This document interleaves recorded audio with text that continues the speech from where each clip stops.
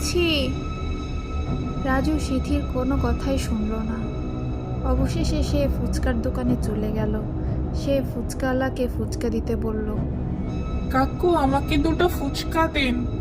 আরে এসো এসো, বসো, ফুচকা খাও, যত ইচ্ছা তত ফুচকা খাও, সকল ফুচকা তোমাদের বাচ্চাদের জন্য ফ্রি। ফুচকা নাও, ফুচকা নাও। রাজু, খাস না তো ফুচকা, তা আবার ফ্রিতে ফুচকা, এত খেলে তোর পেট খারাপ করবে, খাস না, চল এবার বাড়িতে চল। রাজু সিথির কোনো কথাই শুনল না। সে অনেকগুলো ফুচকা খেলো। ফুচকাওয়ালা সিথিকে বলল। এই মেয়ে, তুমিও ফুচকা খাও, টাকা দিতে হবে না, ফ্রিতে ফুচকা নাও, বেশি বেশি ফুচকা খাও। সিথি কোনো কথাই বলল না, চুপ করে দাঁড়িয়ে রইল। তারপর তারা দুজনে বাড়িতে গেল। বাড়িতে গিয়েই রাজুর পেটে